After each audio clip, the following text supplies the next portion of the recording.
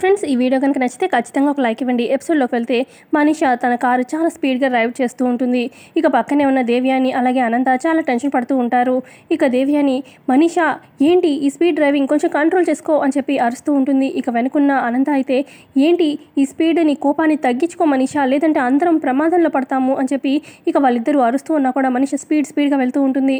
ఇక ఎక్కడ యాక్సిడెంట్ చేసేస్తుందో అని చెప్పి అనంత దేవ్యాని చాలా టెన్షన్ పడుతూ ఉంటారు. ఇక అలా స్పీడ్గా వెళ్ళి సడన్ బ్రేక్ వేసి కారు ఒక దగ్గర ఆపేస్తుందన్నమాట మనీష. ఇక దేవ్యాని గబగబా దిగుతుంది. ఇక అనంత కూడా దిగి ఇక దేవ్యాని కార్లో ఉన్న మనీషని బయటికి దింపి, ఏంటి నీకు అసలు చావంటే భయం లేదా ఏంటి ఆ స్పీడ్ డ్రైవింగ్, ఎందుకు ఇలా చేస్తున్నావు అని చెప్పి దేవ్యాని అంటూ ఉంటే, అప్పుడు మనీష, ఇంకెక్కడ చావు మీద భయం ఆంటీ, అసలు ఆ మిత్ర లక్ష్మి మెడలో తాళి కట్టిన వెంటనే నా ప్రాణం పోయింది, అక్కడే ఆ క్షణంలో నేను చచ్చిపోయాను, అక్కడే ఆ పెళ్లి మండపంలోనే చచ్చాను, నా చితి కూడా కాలిపోయింది అని చెప్పి మనీష అంటూ ఉంటే, అప్పుడు అనంత, ఏ మనీష ఏం మాట్లాడుతున్నావు, ఆ మిత్ర నేను పెళ్లి చేసుకున్నంత మాత్రాన నీ జీవితం ఇంకా ఎండ్ అయిపోయినట్టే ఏంటి, ఇంకా నీ జీవితం ఎంత ఉంది అని చెప్పి అనంత అంటూ ఉంటే, లేదు మామ్, మిత్రతోనే నా జీవితం, తనతోనే నా ప్రేమ, తనతోనే లైఫ్ అని చెప్పి నేను ఎప్పుడో ఫిక్స్ అయిపోయాను, అలాంటిది మిత్ర లక్ష్మి మెడలో తాళి కట్టాడు చూడు, ఇక అప్పుడే నేను చచ్చిపోయినట్టు అయిపోయింది, అసలు ఆ లక్ష్మి మీద నాకు కోపం మామూలుగా రావడం లేదు అని చెప్పి అంటూ ఉంటుంది మనీష. లక్ష్మిని చంపేయాలన్నంత కోపం వస్తుంది ఆంటీ అని చెప్పి మనీష అంటూ ఉంటే, అప్పుడు దేవ్యాని, ఆ లక్ష్మి మీద నాకు మాత్రం కోపం లేదా ఏంటి, అసలు 4 గోడల మధ్యలో ఉండాల్సిన గుట్టు, అలాంటిది నా కూతురు అక్కడ అందరి ముందు ఆ గుట్టుని విప్పేసింది, అది ఎవరి కోసం, ఆ లక్ష్మి వల్లే కదా, అసలు నా కూతురు భవిష్యత్తు ఏమైపోవాలి, ఇప్పుడు నలుగురు నా కూతురు గురించి ఏం మాట్లాడుకుంటారు, ఇదంతా ఆ లక్ష్మి వల్ల కాదా, నాకెంత కోపం ఉండాలి అని అంటుంది. కోపం ఉన్నంత మాత్రాన కోపం తీర్చుకునే పద్ధతి ఇది కాదు, కోపం చల్లార్చుకునే పద్ధతి ఇది కాదు అని చెప్పి దేవ్యాని అంటూ ఉంటే, ఆ కోపం చల్లార్చే పద్ధతి నాకు తెలుసా ఆంటీ అని చెప్పి మనీష గబగబా తన కారులో ఉన్న ఫోన్ తీసుకొచ్చి ఇక ఒక రౌడీకి ఫోన్ చేస్తుంది. ఏం చేయబోతుందా అని చెప్పి అనంత దేవ్యాని అలా చూస్తూ ఉంటారు. ఇక మనీష ఆ రౌడీకి ఫోన్ చేసి, ఇలాగా మీకు తెలిసిన పనే, ఈజీ పనే, ఒక పని చెప్తాను, ఎంత డబ్బు అసలు ఎవ్వరు ఇవ్వలేనంత డబ్బును ఇస్తాను, చేస్తారా అని చెప్పి అనగానే, డబ్బు ఇస్తా అంటున్నారు, కోరినంత డబ్బు ఇస్తా అంటున్నారు, ఏం కావాలో చెప్పండి మేడం, చేసి పెట్టేస్తాము అని చెప్పి అనగానే, ఒక మనిషి ప్రాణం తీయాలి అని చెప్పి మనీష అంటుంది. ఇక నేను అమ్మాయి ఫోటో పంపిస్తాను అని చెప్పి ఫోటో పంపిస్తుంది. చూశాను మేడం ఫోటో అని చెప్పి ఆ రౌడీ చెప్తాడు. మనీష, సరే అయితే నేను ఒక ఫోటో పంపిస్తాను, చూసావు కదా, అయితే ఒక అమ్మాయి కార్లో చింతలపల్లి రూట్లోకి వెళ్తూ ఉన్నారు, అయితే ఆ అమ్మాయిని మీరు స్పాట్లో అక్కడే చంపేయాలి, మీరు చంపేసానన్న వార్త నా చెవులో వేయండి, మిగతా బ్యాలెన్స్ డబ్బు కూడా నేను వేసేస్తాను అనగానే, అలాగే మేడం అని చెప్పి మనీష చెప్తారనమాట రౌడీలు. అనంత అంటుంది, మనీష ఇప్పటికే నీ జీవితం అస్తవ్యస్తం అయిపోయింది, ఇంకా ఇలాంటి వాటిలో ఇరుక్కోవద్దు ప్లీజ్, నీ లైఫ్ పాడు చేసుకోవద్దు అని చెప్పి అనంత అంటూ ఉంటే, మామ్ నా రక్తం ఉడికిపోతుంది, నన్ను మాత్రం అస్సలు ఆపద్దు అని చెప్పి మనీష అంటుంది. మరోపక్క మిత్ర అలాగే లక్ష్మి కారులో వెళ్తూ ఉంటారు కదా, మిత్ర కార్ నడుపుతూ ఉంటాడు కదా, ఇక పక్కనే ఉన్న లక్ష్మి చేయి మీద చేయి వేసి ఇక అలా నడుపుతూ ఉంటే ఇక లక్ష్మి నవ్వుతూ ఉంటుంది. ఇక మిత్ర అంటాడు, చాలా థ్యాంక్స్ లక్ష్మి అనగానే, థ్యాంక్సా ఎందుకండి అని చెప్పి అంటుంది. అప్పుడు మిత్ర, అసలు జీవితం అంతే సంపాదించడం, ఇక సుఖం ఇదే అనుకున్నాను, కానీ జీవితం అంటే త్యాగం చేయడం, లేదంటే బాధ్యత తీసుకోవడం, ఇక వాళ్ళ కోసం ఎంత దూరమైనా వెళ్ళడం, ఇదంతా కూడా నిన్ను చూసే నేర్చుకున్నాను అని చెప్పి చెప్తూ ఉంటాడు మిత్ర.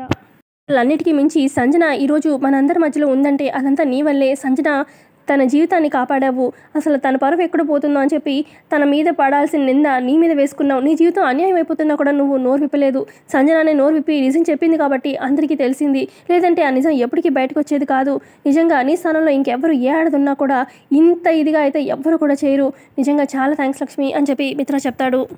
లక్ష్మి అంటుంది, నా మెడలో మీరు మొదటిసారిగా తాళి అప్పుడే నేను మీకు భార్యనే కాదు, మీ కుటుంబ బాధ్యత కూడా నా భుజాల మీద వేసినట్టు అనిపించింది, ఇక ఆ క్షణం నుంచి మీ బాధ్యతే కాకుండా కుటుంబంలో ఎవరికి ఏ కష్టం వచ్చినా కూడా నేను ఉండాలి, పక్కనే ఉండి అన్ని ప్రాబ్లమ్స్ సాల్వ్ చేయాలి అని చెప్పి ఆ రోజు నిర్ణయం తీసుకున్నాను, అందుకే నేను నా కుటుంబం కోసం ఎవరి కోసమైనా సరే ఇక ఎంతవరకైనా వెళ్తాను అని చెప్పి ఎవరితో అయినా పోరాడతాను అని చెప్పి లక్ష్మి చెప్తూ ఉంటుంది. మరోపక్క రౌడీలు బయలుదేరతారనమాట. ఇక వీళ్ళనే ఫాలో చేస్తూ ఉంటారు, ఎప్పుడెప్పుడు యాక్సిడెంట్ చేద్దామా లక్ష్మిని అని చెప్పి. మిత్ర అంటాడు, ఏది ఎనీహౌ నేను ముందు నీకు థ్యాంక్స్ చెప్పే అవకాశాలు చాలా వస్తాయని నాకైతే అర్థమైంది అనగానే, లక్ష్మి భార్యకి ప్రతిదానికి థ్యాంక్స్ చెప్పుకుంటూ పోతూ ఉంటే అది భార్యాభర్తల బంధం అనిపించుకోదు సార్ అని చెప్పి చెప్తూ ఉంటుంది. ఆ తర్వాత మిత్ర అంటాడు, అవును నాన్న అలాగే వివేక్ కలిసి ఒక నాటకం ఆడారు అని తెలిసింది, ఓకే, కానీ నేను లాస్ట్ మినిట్లో నేను ఒకవేళ మనీషా మెడలో తాళి కట్టుంటే ఏం చేసేదానివి అని చెప్పి అనగానే, అప్పుడు లక్ష్మి, నాకు ముందే తెలుసు మీరు మనీషా మెడలో తాళి కట్టరని అనగానే మిత్ర షాక్ అవుతాడు. ఎలా నీకు ముందే ఎలా తెలుసు అని చెప్పి మిత్ర అంటూ ఉంటే అప్పుడు లక్ష్మి అసలు నా మీద కోపం ఉంటే నన్ను పిలిచి మరీ తిట్టాలని లేదు కదా, కానీ నన్ను మీరు పిలిచి మరీ తిట్టి దాని వెనకాల నాకు మీ కోపమే కాదు నా మీద 10 రెట్లు ప్రేమ ఉందని నాకు అప్పుడే అర్థమైపోయింది. అందుకే నేను అప్పుడే ఫిక్స్ అయిపోయాను, ఖచ్చితంగా మనిషి మెళ్ళలో తాళి కట్టరు, నా మెళ్ళలోనే తాళి కడతారు అని. మిత్ర వామ్మో ఏ మాటకా మాట చెప్పాలి, నువ్వు పైకి ఇలా కనిపిస్తావు కానీ నాకన్నా 4 ఆకులు ఎక్కువే చదివావు అని చెప్పి మిత్ర అంటూ ఉంటే అప్పుడు లక్ష్మి మీరు అసలు అసూరి పడుతూ ఉంటే ఎంత ముద్దొస్తారు తెలుసా అని చెప్పి అంటుంది.